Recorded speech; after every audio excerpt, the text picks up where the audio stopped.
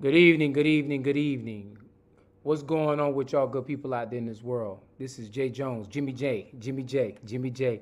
I know y'all miss Jimmy J. Jimmy J been MIA in 2022, but he came back today for this special exclusive show. So what I'm asking y'all to do is go out there and share, share, share. Make sure you tell all your people, all your family, all your friends that we're back here live and in living color. This is Black History Month, and we need to be really telling it like it is because it is what it is now. This month I have been focused on the what if scenarios, and so I'm asking you to tune in because I want to talk about about what we should be doing in our communities across America, but specifically what we should be doing here in Savannah, Georgia. And so I'm asking y'all to take this time right now to share, share, share, making sure that when we hit the 5 minute mark, that we have a live and impactful audience that we can go ahead and talk about the deliberation and execution of what we should be doing in our communities across America. But intensely speaking, I'll be talking about my own community, Savannah, Georgia, Chatham County, Port Wentworth, Pooler, Garden City, Thunderbolt, Tybee Island, and all those surrounding communities in my area. I hope you have taken the time. This is day 4 of the month. Hope you've taken the time to do something with your kids, your grandparents, your cousins, your aunties, your friends, your neighbors, and everything like that to inspire something dealing with African American or Black American history. Carter G. Woodson put it out there for a week and it turned into a month-long celebration. Yes, it's the shortest month in the year, but guess what? We still must celebrate not just this month, but every single month we ever have an opportunity to be able to celebrate. And so it's so important for us to make sure we're getting together, talking, discussing those issues that affect us, that are prevalent in our community, in our environment, and in our world, because the only way we're going to make this world better for us is if we step together, worked in unison, and created a plan to make our world a better place to live in. So without further ado, the what if scenario for the day is, what if we understood how we can move the narrative of economics in our community? I'm gonna say that again because maybe some of y'all may have missed that statement. So I'll say it again. What if we as a people, Black people, African American, whatever we want to label ourselves today, what if we work together in unison to understand what an economic agenda should look like and would look like to favor us as far as moving our narratives forward in our community? And so to have a brighter day in these kind of conversations, I could get a little bit more adventurous with it. I could get more advantageous with it. But what I want to do is I want to talk from a story perspective, because talking to a story perspective with us as African American, points get across a little bit more clearer. And so when I say that moving the narrative of economics in our community, I spoke on it early this morning in reference to the chamber, how chambers work with our communities across the board. Across these United States of America, chambers were founded in corporations like cities like Savannah, Georgia, Garden City, Port Wentworth. We incorporated what you call Chamber of Commerce. Chamber is just a place where we can assemble, a place we can actually meet together, a place where we can have conversations and make sure we push the narrative out there, moving the narrative forward. Chamber of Commerce, commerce is something that we trade, we sell, we barter, we give for this or that, this for that, and all the other good stuff like that. And so when you talk about a chamber of commerce, it's an exchange of economics. That's what I think it should be considered. I mean, short and to the point. A chamber of commerce is a place where we should be sharing, if it's ideas, if it's thoughts, if it's something that's actually tangible. This is a place where we should be exchanging these rudimentary thoughts, ideas, and tangible goods. And so a lot of times we get caught up in the narrative of thinking in Black community that we're waiting on the government to provide the resources for us to be able to do these kind of exchanges. And what I want to do is, in the what if scenario, is what if we truly understand how Chamber of Commerce works? Now, at one point in time, Black people, let's make it clear, Black people across America, at one point in time, especially in the South, we were tied to Chamber of Commerce, but not in the way we wanted to be tied, and that was through the slave trade. We were the thing that was most bartered and traded as far as United States of America is concerned. And what it produced, what you call free labor. Now, y'all know free labor ain't real. I mean, in 2022, we wouldn't be doing free labor. But now you come to a constitution of understanding that talking about free labor in the terms of when we were dealing with slavery, and free labor in the terms of what we deal with inadequate wages, like not even being able to hit the minimum wage mark in our system. You see, society has already put the rules out there that minimum wage in the state of Georgia, and I'm gonna pick on Georgia first before I go back to Savannah, Georgia.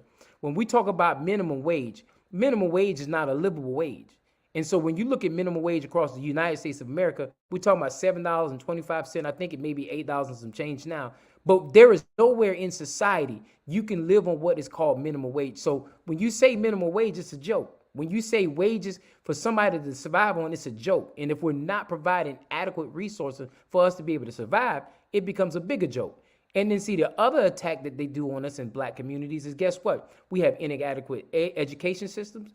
We have inadequate government structures that don't build and try to build economics for us as a people. And when you have inadequates across the board that don't help us as a people, it only enables us as a people, then we do not move forward in society. Shouts out Tanya, shouts out Larry, shouts out Rebecca, shouts out Henrietta Hills. It is so important, it's so prevalent that we build economics in our own communities, but at the same time, we got to learn how to barter and trade with not just within the black culture or black code. We got to be able to barter and trade outside of our own communities. We got to make sure that we're creating economics that we're drawing in revenue streams from everywhere across the board. And so this morning, what I was talking about was joining the Chamber of Commerce in Savannah, Georgia. What if we all collectively, black businesses across the board, took a $350 that we going to piss away anyway and all joined the Chamber of Commerce? Let's say we put 300 African American businesses into the Chamber of Commerce, and then we would start actually asking for those things when we put a letter, when the Chamber of Commerce presents a legislative agenda on behalf of Savannah, then guess what? They have to be inclusive to us too. Now, a lot of people will probably say, we got the Black Chamber and we got BEMA and we got all these other exchange boards that actually benefit us directly as African Americans, but they don't fit into what the Chamber of Commerce fits in for the city of Savannah. And when you look at the actual city of Savannah Chamber of Commerce and you see how they move and how they move and act based on those people who are tied to the chamber. That's why tourism is the biggest thing that we can ever talk about in the Chamber of Commerce, because tourism drives economics in Savannah, Georgia. Tourism drives economics in Chatham County. And so that's why tourism gets the lion's share of the attention of what the Chamber of Commerce actually provides for us as a people. So what if we took that common share of what we're talking about and we move from the narrative of 0%, because right now in the Chamber of Commerce, black economics is not talked about at all at 0%. Yeah, we see the shots out the Savannah State getting a piece of the pie, but they only do that in a maneuverability piece because you know what? They understand if they don't put something on the table for African Americans, and they love throwing that Savannah State tag out. Now, I'm a firm supporter of Savannah State, not taking away from Savannah State, but Savannah State should not be the only item on the chamber's list that we provide or we present as far as a chamber item on behalf of the black community. And so what if we collectively got involved, got together, and we infiltrated the Chamber of Commerce, which is the Savannah, Chatham County Chamber of Commerce, and we gave them what we want as far as a legislative agenda. Now, I'm going to tell you straight up,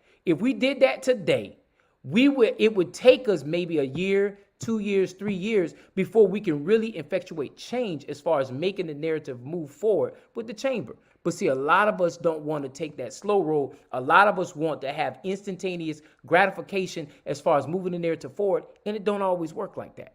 But if we took the time to say, you know what? We want to start Black Wall Street here in Chatham County. Let's say we took the time and we took the Black Chamber and we took that narrative of what we consider the Black Chamber or the BEMA or whatever chamber that represents African Americans, and we say, you know what? Now we want to make sure we take that energy, the revenue, and everything we got going on, and we pass it along and say, Savannah Chamber, you need to listen to the ideals and intellects as far as what's going on in the black community. When we talk about taking brick and mortar, 4 walls, brick and mortar businesses, and we infiltrate into the chamber, then we can start pushing that narrative forward. But if we sit in silos and we call them racist and we call them they don't care about us and everything like that, they're $100 million organization. If we're just sitting there throwing rocks at that, it's like throwing rocks at a wall that's been in existence for a long time. It's not going to do nothing. But if you take a boulder and throw it at that raw wall, it's going to chip away. If you take a bulldozer and you hit that wall, it's going to tear that wall down. And so why don't we come with a bulldozer mentality and tear the walls down of what the chamber is not doing for the African American community? I know I just got in trouble right there.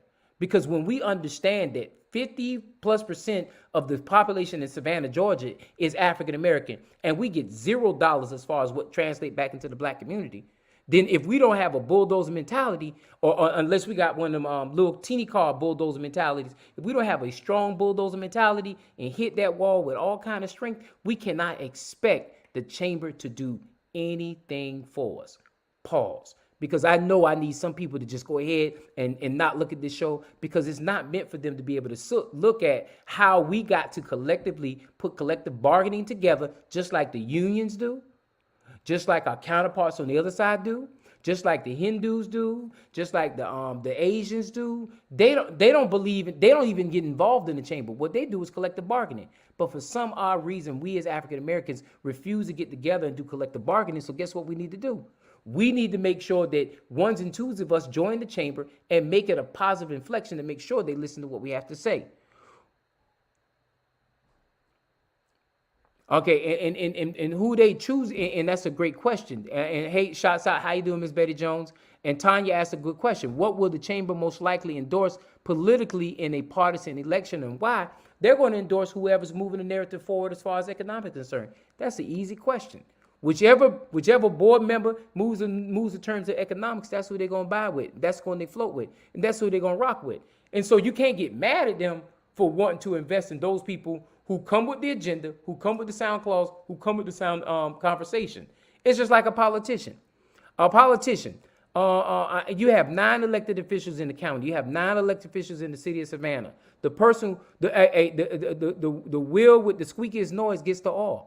And so my thing is, those people who go into these elected positions, just like the chamber, those who make the noise are the ones who get the oil. In economics, in the chamber, those who present the highest dollar are the ones who get to control the narrative of what's going on in the chamber. Now, I'm gonna tell you straight up, if I'm a mom and pop business, what I would be doing every single year is when the Savannah Chatham County chamber comes up with their legislative agenda, what I would do is take their legislative agenda and look at their 12, 13 points. And then what I would do is I would go through the 12, 13 points and itemize them based on what points are going to benefit me.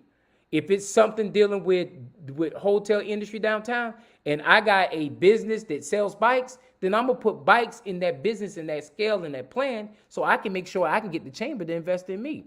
But it's that easy. The conversation is that easy. But what we cannot do is we can't deal with lousy Larry and negative Nancy and let them talk us out of being able to be a part of institutions like the chamber, because when we do that, then we miss on the mark of being able to expand our economic horizons.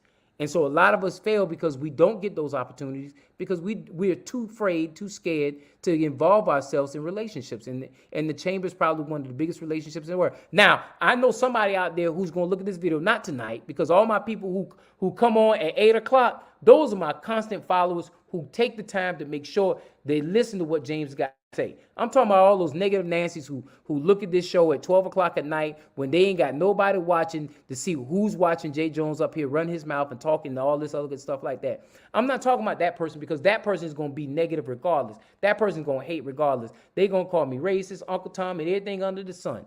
But what I'm trying to get that person to understand is this: until we understand how economics plays, there's only one color in economics, and that color is green. And green understands only thing: moving the narrative forward. And if it affects, it hurts, or it demoralizes, or takeaways from black communities, economics don't care. And so if we want to fix economics, we have to make sure in our communities we become the economic drivers.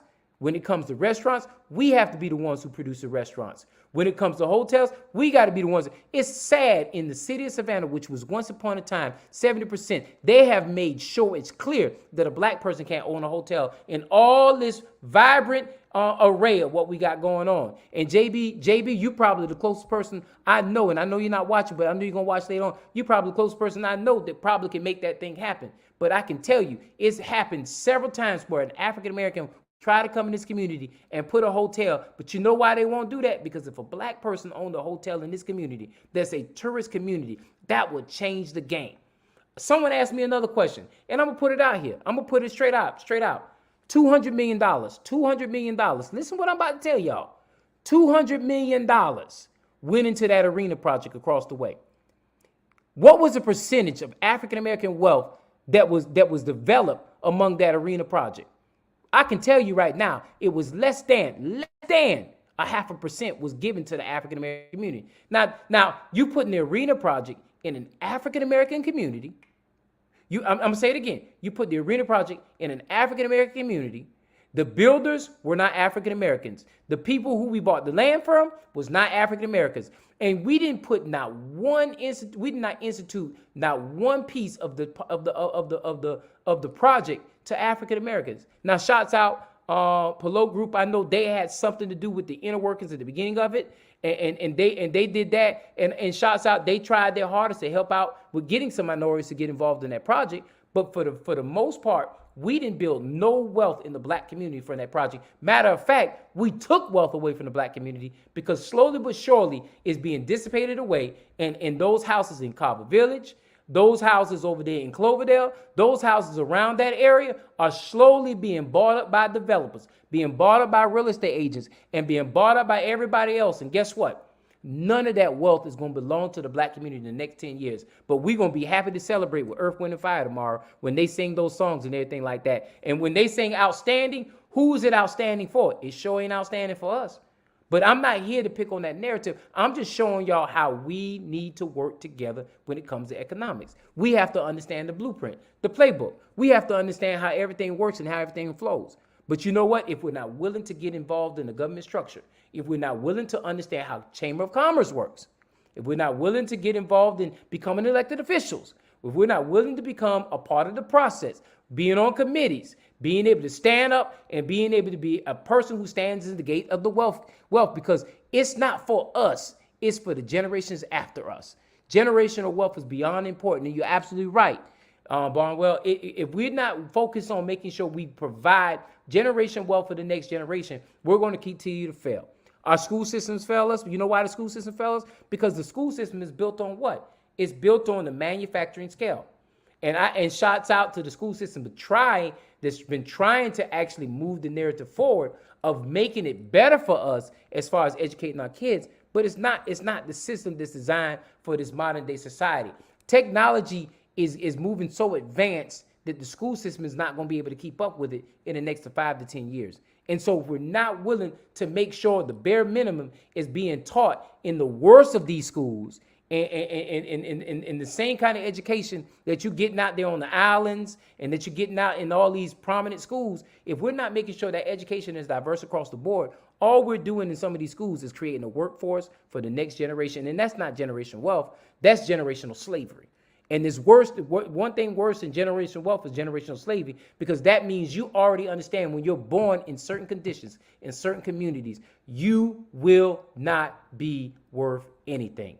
And we have to stop this mentality. That's why crime is prevalent in our community, y'all. It ain't got nothing to do with the parents, other than the fact that the parents are trying everything they can to provide what they can. But when you got slave wages, how can you do that? How can you provide for a family when you can't even survive for your family? How can you do what you got to do for your family when you can't do what you got to do for your family?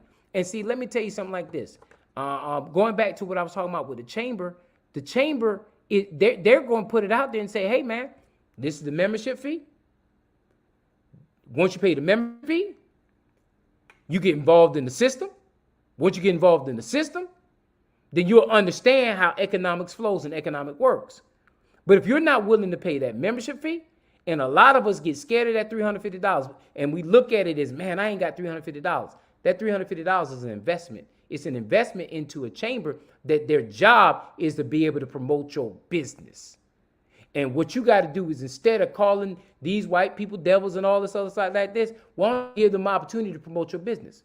And my thing is, yes, first time you pay the $350, they might not do anything for you. Second year they pay that $350, they might not do anything for you. But if you're not willing to keep pushing the narrative to understand that it is about relationships And it's about saying that I've been a member of the chamber for 10 years. They did absolutely positively enough for me, but you can call them out saying you've been tied to them, because that $3,500 can turn into $6,000. And I know somebody out there is mad at me because well, there go James. He talking about us joining that white chamber. It's not a white chamber, it's a green chamber.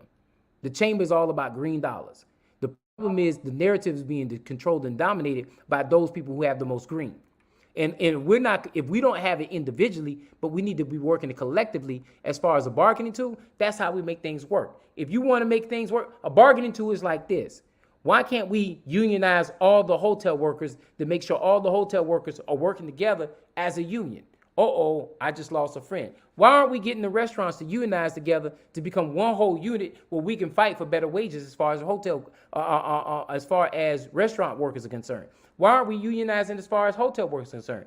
Because see, my thing is they don't want you to do this, because you know what? When you do this, you will force them to give up part of their profit in order to get better services. Now, we got to be careful with this question as far as $15 an hour. And $15 an hour, me and a good friend of mine were talking this morning, $15 an hour is a good rate. But what's going to happen is, and you're seeing it slowly, is the price of goods is going to go up, which is going to cause that $15 an hour to be the same $7 an hour it already was.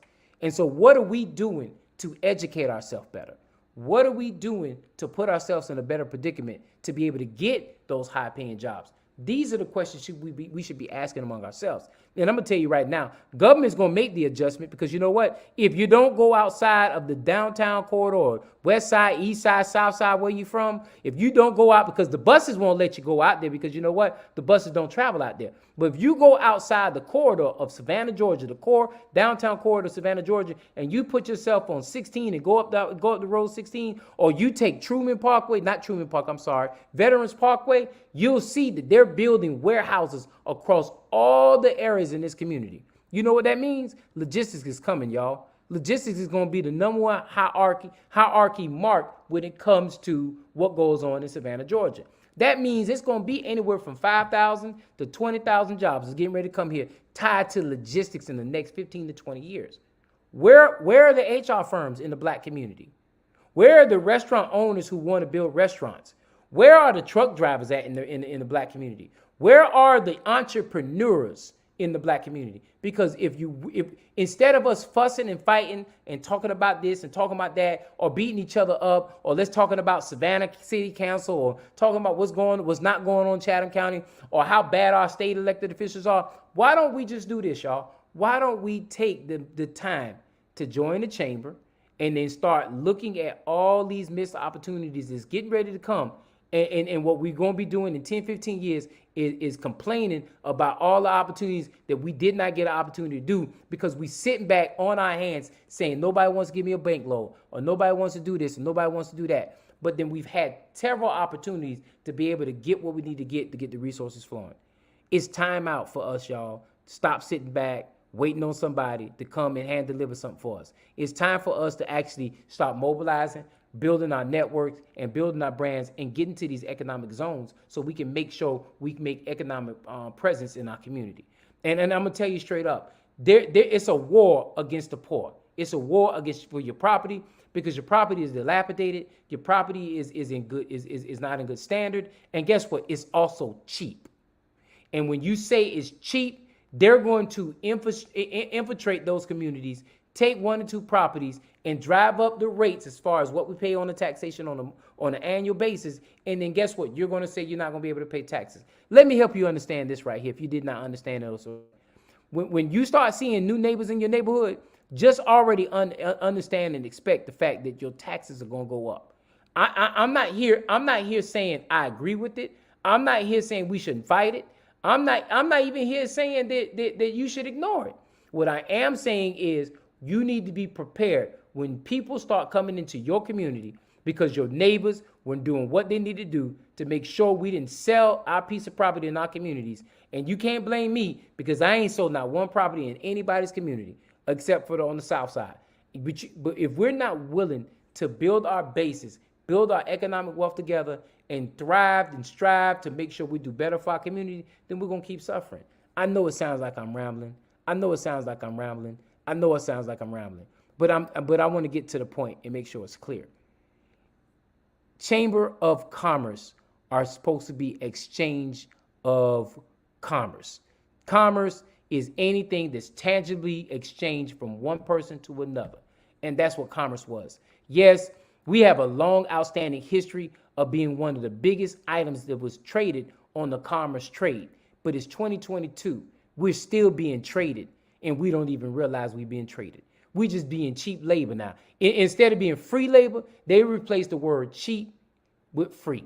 And so basically, when we're going to continue to be cheap labor, if we don't take the time to fix our education system, to make sure we get off this manufacturing, mass production mentality that was created in the early 1900s, and create an entrepreneurial spirit, create an engineering spirit, create doctors, lawyers, and all those kind of things that we actually need in our community. At one point in time, it didn't matter what part of the community you came from, poor or rich. If you were black, you had the opportunity to do that. But guess what? The finish line has been moved. And guess what? We never did anything to move closer. We still stopped where the finish line was at, and we haven't realized the finish line hasn't been moved. It's not the 40-yard dash no more. It's the 50-yard dash, y'all. If y'all don't understand what I mean, it's not the 40-yard dash, it's the 50-yard dash. And then when you get closer to the 50-yard, it becomes a 60-yard dash. And when it becomes a 60-yard, now you're running a 100-yard dash, but you think you signed up for the 40-yard dash. That's the mentality we have in our community. We want to get to a stopping point, get to the finish line, and we don't want to matriculate past that point. And because of that, that's why we are stagnant. That's why poverty exists in the black community for 30 plus years. Yes, elected officials had a hell of a lot to do with it, y'all. I'm not even going to take away from the elected officials. Had a hell of a lot to do with it. But guess what? We put those elected officials in position. And so part of that blame falls back on our shoulders.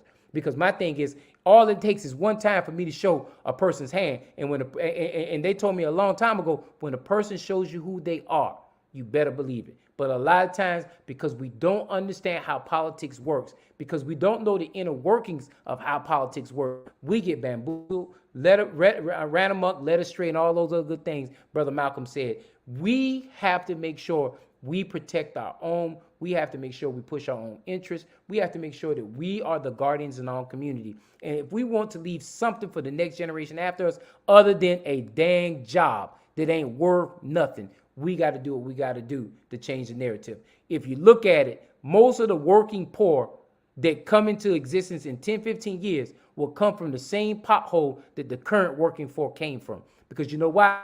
Economics understands it has to have a working class in order to be able to thrive. And if we're not willing to do what we got to do, then guess what? We're going to keep suffering. Don't the chambers get funds from the city? Yes, they get funds from the city. But the thing is about getting funds from the city, Carl, is yes, you can get funds from the city, but who is pushing? We can't just depend on elected officials to do the work. We got to get in the chamber and hold them accountable. And the chamber is a part of the fiscal, it's a part of the fiscal responsibility of the city and the county. We just can't say, oh, we're going to elect that person over there and they're going to hold the chamber accountable. But then there's nobody inside the chamber to push that narrative to make sure when the elected person holds them accountable, we have accountability inside those measures. And so we have to make sure we're pushing that narrative clear. Sometimes it's too late after they have shown you who they are, and you're absolutely right. But the sad part about it is some people are showing who they are. They done show they behind in everything several times before. And guess what? We still put them back in office. So if they failed us once, shame on you. If they failed us twice, shame on me.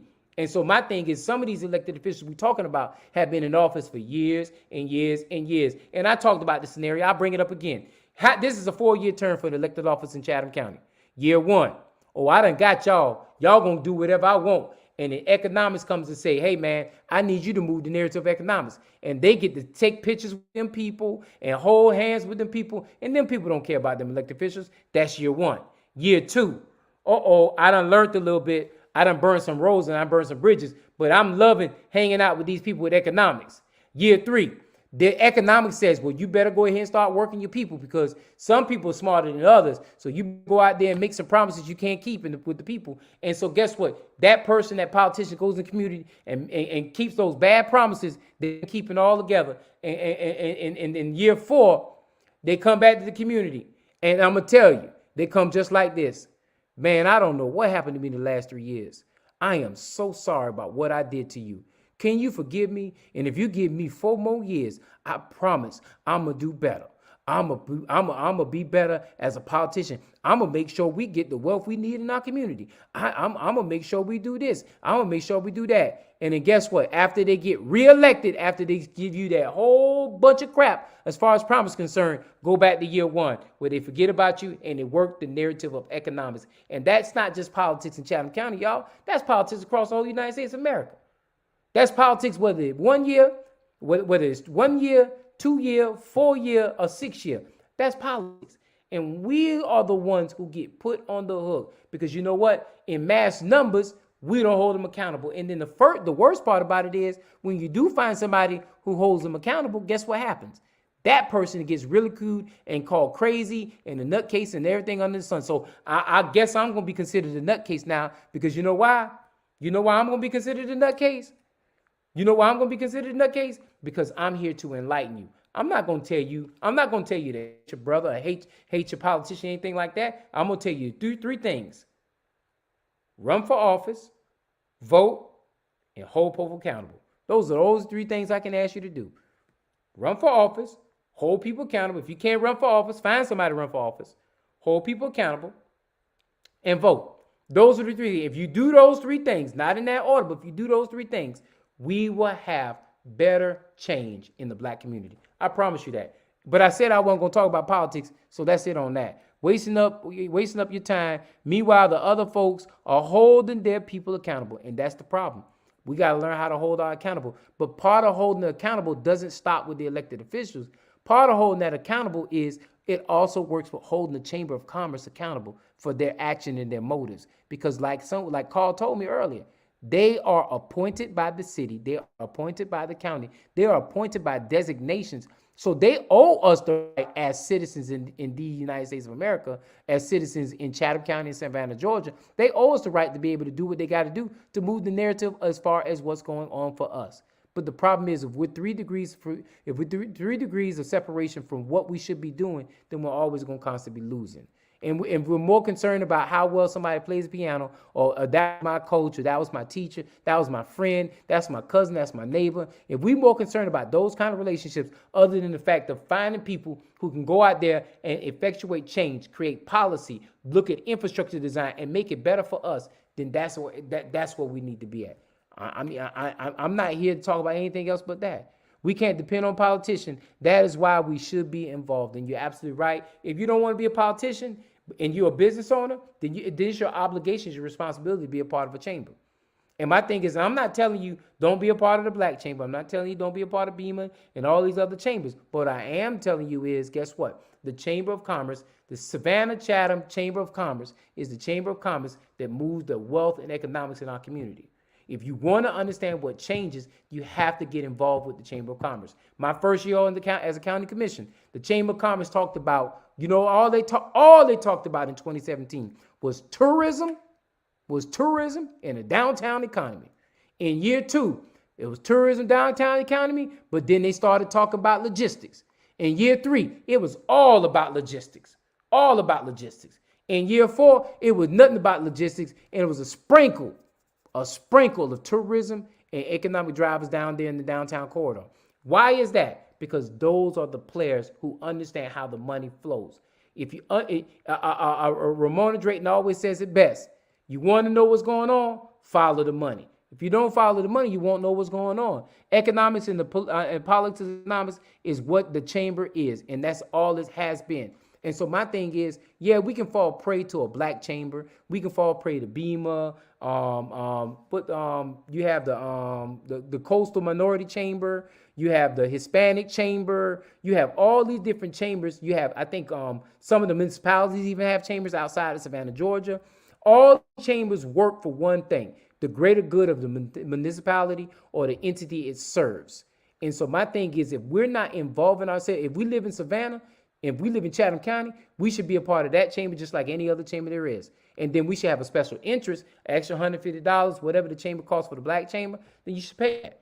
But then the bigger problem we got is, let me look at my time, the bigger problem is we got 7 small black chambers that don't have no more than $50,000 a piece to try to match up the multi-million dollar chamber that has all the economics there is in the world. We can't, and if we're going to have black chambers or beamers and all these other organizations, then we need to be coming with a pact. We need to be coming with an understanding of what we need to drive narrative-wise for the African-American community. But if we're not willing to do all these things collectively as an African-American people, and then taking that and becoming a part of the bigger chamber and making sure that narrative gets in their hands, then we're accepting whatever terms they actually provide to us. If the black chamber complains of wrong representation, we are called troublemakers. But other groups and races are taken serious when they are misrepresented or is seeking change. Also, the others are united in their stance, unlike the black community. And I think, Ferrante, you hitting on the head. Biggest problem we got to do is we got to learn how to work together. We got to learn how to work past our differences. You know, Ferrante, one problem we got is the minute somebody pissed me off, I ain't talking to Ferrante no more. You know why I ain't talking to him no more? Because he didn't agree with my attitude. He didn't agree with me. And then 15 years later, me and Ferrante still hating on each other about something happened 15 years ago. Let me tell you something about that. Them folk over there, when they come to economics, some of them folk hate each other guts from high school football, from whatever it is. But they understand it's one thing they got collectively. They're working to strive together. And that's to get that almighty dollar. And that's what chambers are supposed to be all about. You have to work the chamber. Don't just join. When you join, you need to have a plan and an agenda. If you don't have an agenda and plan, they will be a pawn. And you're absolutely right. I'm not taking away from that. You need to have a plan, but you also need to understand that you're not going to join the chamber today and then you're going to get the front step of the door and make things happen. The chamber is a great part. What black people need collectively is collateral. If black people don't have collateral, we have little power at the table. And you're absolutely right. Once again, if we don't have collateral, but then guess what? We don't have collateral. We don't have collateral without the chamber. We don't have collateral without the chamber. We don't have collateral without each other. And so my thing is, I can't tell you what to do as far as that piece is concerned, but what I can tell you this, if we're not willing to collectively bargain with each other, hell, what are we doing with the chambers we actually have that are considered black chambers or Hispanic chamber or any chamber out there in the world? What collectively has it done against the big boy chamber? Nothing. So I agree with you. But my thing is, what are we going to do? So because we don't have anything, we're supposed to sit back, hold our hands, and just pray to God that God's going to bless us with something. Because my thing is, my relationship with God is faith without works is dead. And my thing is, if I can't get anything with my bare hands, and if I can't get anything from a bank, I keep moving in the directions I can actually move in. And if it takes 15 years to get to that plan, then so be it. But am I going to sit on my hands and complain about an entity that's been in existence for almost 100, 200 years and not do anything because we don't have anything to bargain chip with that entity? I'm not going to do that either. I think what we need to be doing is we need to be collectively working together. If you got $2, I done watched this. I done watched the Hindus. I'm going to tell you, I done watched them. The Hindus, I watched them. They'll be in a room together. They don't even go to banks. That brother will give 10,000. That brother will give 90,000. That brother will give 100,000. That brother will give 100,000. And those brothers collectively, 10, 15 of them get together. And see, they cut out the interest from the banks. They cut out all the other stuff because guess what? They collectively get together and they say, you know what? We're going to give Jay an opportunity because the 10 of us back us. But the problem with us is when I ask us to collectively get together, well, who's in charge? Well, I gave more money, so I should have more authority in what's going on. That's the problem. That's the problem. Or we have black chambers, and what we want to do is we want to showboat, showcase, and show out. But we don't want to collectively move the narrative forward. And then we want, with those people who can actually be institutional change and actually help us, guess what? We don't want to deal with them because we got political differences with that person.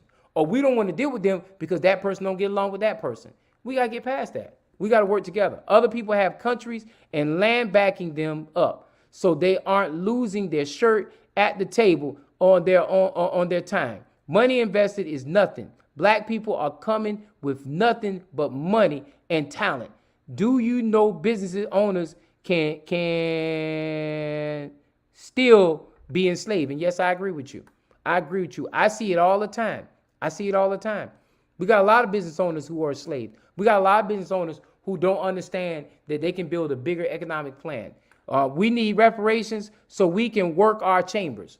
Okay, so I'm gonna go ahead, since you want to bring up the reparation conversation, I'm gonna go ahead and let you understand. Reparations has to be given to us by state government. I'm sorry, by either by a government entity. Now, when you tell me, because we can complain, talk about reparations under the sun, and do I agree with reparations? Yes, I agree with it wholeheartedly. But until we get the right elected officials in office on the local, state, and federal level, we need to stop talking about reparations. Because you know what? A lot of y'all don't want to run for public office, and a lot of y'all are scared when you get in public office to even have the conversation about reparations. So we can't even have that conversation about reparations if we're not willing to take on the task of becoming elected officials. Because every time I ask somebody to run for public office, guess what happens? Oh, I can't run for office. I got this on my record. I got that on my record. And then when we get the right people to get in the elected office seats, then guess what? They don't do right by us. Then we get failed. So you understand, to be clear. So you understand, to be clear, reparations can be given on the local, which is county or municipality, state, which is the state of Georgia, and federal. It can be given in any of those components, in any of those parts. In any municipality, hint, any municipality has a majority, minority base to it, can get reparations, especially if they elect the right leaders in those places to do so. Now, I'm going to bring back every time that we have been given free money as a people, every time we've been given free money, did we use that free money in the way we should be using that free money? When we talk about reparations, what plan has been presented to the cities, municipalities, the counties, the states, and the United States of America? See, what we want to do is we want reparations to trickle down from the federal government so all the other entities below it ain't got to fight and fuss about it. But now you're asking 50 states to move forward on the agenda as far as reparations is concerned. That ain't going to happen, y'all. Not in this day and time. Not in this day and time. If you really want it, you got to actually make sure you make moves on it. Now, I'm not going to have a full conversation about reparations. Today, I'll do it again because it seems like you want every question to be about reparations, Ms. Barnwell. And I can't do that. We have to make sure that we're having silo conversations because a lot of us don't even understand what reparations is. And a lot of us like to throw that term out there. Reparations, and don't even understand how reparation works. And so when we talk about reparations, and if we need to have a show about reparations, I'll do that. I'll get Shatili Johnson. Shatili, she's one of the people who's been running as far as U.S. Senate is concerned, and that's her main topic that she's been really pushing. Reparations. I don't have an issue with reparations. My issue with reparations is this. Before we ask for something, we need to understand how it works and what it does for us. Because a lot of us will benefit from reparation, but a lot of us will go into further debt and reparation will be used against us.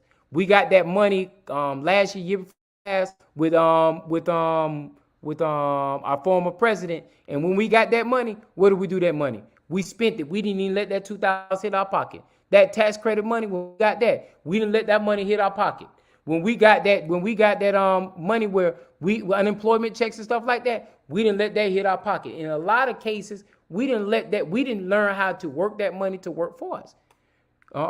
And you're right, reparation isn't only money. And so I'm not going to go into that kind of discussion. And Carl, you're right. A lot of us don't understand. But getting the reparations is a whole misguided step, because my thing is, as far as I'm concerned, we can't even come together when it comes to little small issues in our community. We can't come together when it comes to issues when we close down projects or we got instituted land that should be sacred and held upright. We don't even come together on those issues. But then what you want to do is you want to call federal, state, and local officials to go against the government structure that purposely made sure reparations wasn't given back to us in the 1800s. And you want that to happen now, it's real hard for us to do. It's real hard for us to make. And you're right, they are breached. And so I want to make sure we're going back to the subject at hand because it's so important is so important. It's so clear that for us to do better in our society, for us to do better in our community, we got to understand how economics works, and everything is tied to a dollar. And I would tell you right now, some of us who would qualify for reparations are selling out some of us who would be the ones who can put reparations in play. So that's a whole nother story for a whole nother day. I hope you caught that. Some of us who would qualify for reparations if we got the right elected officials in office are the main ones who keep the one in office from allowing those people who would get us reparations. And guess what? Those are the people who are backed by money. You are absolutely right.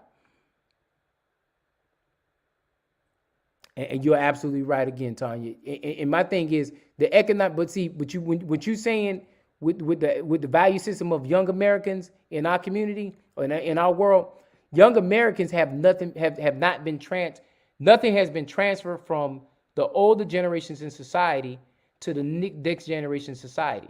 There is a deep divide between the generations among our community, and if we're not willing to address that, talk about that, work through that, if we're not willing to make sure that those them same young people who spending $500 on Yeezys understand how the government structure works and understand how a paycheck works and how money works and how economics works, we're not going to get anywhere. And so that becomes problematic in itself that we actually need to work on and thrive to be better. I know for a fact with Black History Month starting up, I made sure it was a point that Johannes had names written down, and he had to take the time to research those names and figure out who presented Black history in our world and what made everything work well for us. And so when you look at these kind of terms and you look at these kind of things, if we're not willing to make sure that we're doing what we got to do to present a better plan for our next generation, our generation is going to fall prey to to the economic system that wants to keep them as the working class and not the and not the entrepreneurship class. And you got to put out shots out to NFTs, shots out to Bitcoins, and shots out to those other economic drivers that are putting the shift to the old economic systems as far as the stock exchange and all that good stuff like that. Because you're having a fight right now with all those things too. They're the small time conversations that will have big time yields when it comes to money and it comes to respect. So without further ado, in the closeout of the last 10 minutes of this show, what I really want to focus on, what if we understood economics in our community? What if we understood how economics played in our community?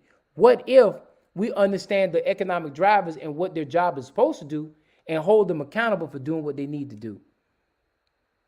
And it probably doesn't, but it probably does, but it ain't our youth that they have a system program for.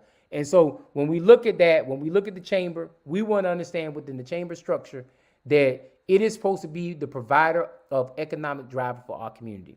I told you before, I'll say it again, and I'll say it again. I was at that. I didn't get a chance to see the legislative side because they canceled it. But if you look at the legislative agenda, it was a bunch of items, and most of those items were tied to logistics. They were tied to logistics. They were tied to the education system, but they threw that Savannah State in, and this is my own opinion. Y'all Savannah State people, don't get mad at me for what I'm about to say, but they threw Savannah State in there, so just in case we say, well, y'all ain't doing enough for Black people, bam, that's what they're doing for Black people. They're going to take care of Savannah State. And so I want Savannah State to get $100 million. It's not that I don't want them to get money. I just don't want them to be put into a convoluted conversation as there are the one piece on the agenda that we're addressing to make sure economics is going into the Black community. And so I want to make sure it's clear that when they present, and I'm going to tell you now, a bill or something's going to come with the local delegation that's going to be tied to an agenda that's tied to that sales tax that didn't go through last year. I'm going to tell you now, the votes are going to come. And when I say local delegation, I'm talking about those local people, those 6 state reps in the 3 state senators will be having a conversation as far as moving the narrative with regards to that sales tax that will be voted on. And the city of Savannah is going to have to send a resolution up, and they got to approve that resolution. And I don't even think they have to approve the resolution because I think they can use last year's resolution to actually move the narrative forward. But I think that the city council should look at that resolution again, reapprove it, so the state delegation can take that resolution and say yay or nay on that piece right there. That's why it's so important for you to understand who your elected officials are in your local. I say it again, your local, which is your municipality, which is Savannah, Garden City, Pooler, Port Wentworth, Tybee Island, Thunderbolt, Vernonburg, Bloomingdale, your municipalities, and then you go into your county. County is Chatham, Bryan, Effingham, Bullock, Liberty, Charlton, Glenn County, Long County. When you look at all those counties, and then you go into your congressional district, which is your first congressional district, which you ain't seen no economic wealth come into the first congressional district in a long time. And it's 150,000 registered voters in this community. And guess what? Only 30% of that actually shows up to the polls and votes. And so when you don't get what you need to get in the first congressional district, and then you go to municipalities like Savannah, in the last Savannah election, 27% voter participation. Yeah, all y'all registered voters, and only a quarter y'all show up to the polls and vote. And then when you talk about, and that's a quarter of the whole population, I ain't even going to talk about who votes in that election, because most of the people who vote in those elections are seniors who are well established and who understand how money works. Then you go to the county election. The county election is only bigger than everybody else because the county's election is held the same time as the president's being held. And so that's why you're getting the 60 and 70%, because everybody shows up for the president. They ain't showing up for the county. And I wouldn't be surprised if they try to make the county elections nonpartisan so they can be held in May. So therefore, when that May election, which only garners about 18%, then we will be determining the county commission in May's election. I'm telling you, why the black community is not looking at how I just broke that down, I can't answer that question. But what I just told you is the same thing they did with the school system a couple of years ago, but we did not take the time to change the narrative. And that's why our school system has been jacked. And I'm not just talking about Chatham. I'm talking about across the state of Georgia, because most school systems are tied to nonpartisan races. And because they're tied to nonpartisan races, they're able to make sure they can fit a chameleon in some of these seats, and they don't have to vote for the agenda of their people and their constituency because we're not paying any attention. We're not showing up to polls and vote. If you want to change things, really, you want to get out there and become a registered voter. And if you're a registered voter, you either want to do three things: run for office or find somebody to run for office, show up to the polls and vote. And then after you vote for them, hold them accountable. If you're not willing to do those three things, then we're just talking and whistling wind in the Dixie. Whistling into the wind if we're not willing to do that. Does the chamber have a program for youth in the community? That's a good question. We can get into that question and find out and ask out. What if we pooled our resources? And then Tanya, that's pretty much what I was trying to say at the beginning of the broadcast. At the beginning of the broadcast, I was trying to say, let's pool our resources together so we can challenge the narrative in our community to make it better for us. They'll probably just amend it, and that's what lazy people do. And you're absolutely right. Lazy people do that all day long. I appreciate you, Arnisha Barnwell, for giving me all this good conversation. And it seems like I got to do a reparation to get you on the team. So I'll do something more. I'll do more in-depth detail when it comes to reparations at the next one. And I appreciate you enjoying the show. But these are the conversations we need to have at the table. We no longer need to sit back, wait for somebody to give us something. We have to get involved in our Chamber of Commerce. And I did not say don't join the Black Chamber. I did not say don't join the Hispanic Chamber. I did not say don't join BEMA. I did not say Savannah 912 Business. I did not say do not join those entities. What I'm saying is the chamber that is partnership with the city of Savannah and Chatham County is the Savannah Chamber. That is the chamber that actually runs the narrative of what economic drivers are present in our community. That's what I'm saying. I'm saying if you want to join, you need to double join. If you want to join one of these black chambers, that's cool. If you want to join the Hispanic chamber, that's cool. You want to join a chamber in general, that's cool. But what I'm saying is that's not the chamber as a business owner in the city of Savannah you should be focused on. The chamber you should be focused on is the Savannah Chatham Chamber.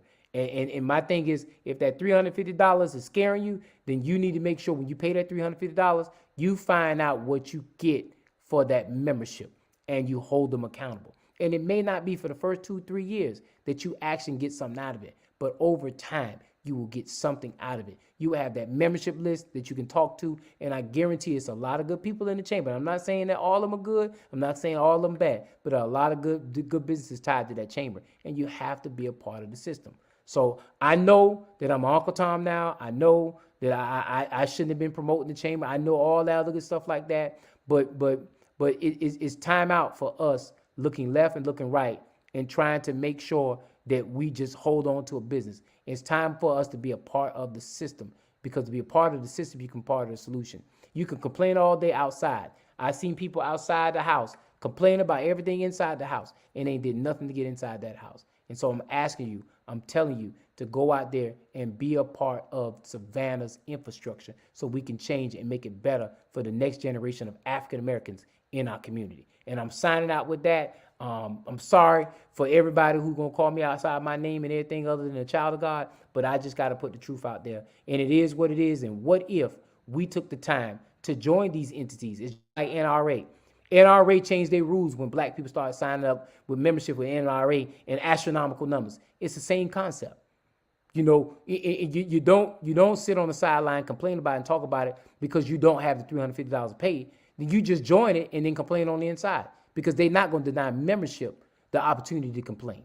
And that's where I'm at right there. So y'all people, good people out there in this world, tune in next time every Friday at 8 o'clock. It is what it is. The what if scenarios, and I'll see y'all next week Friday. Talk to y'all good people. Mr. Producer, go ahead, get ready to take us out. Good night, good people.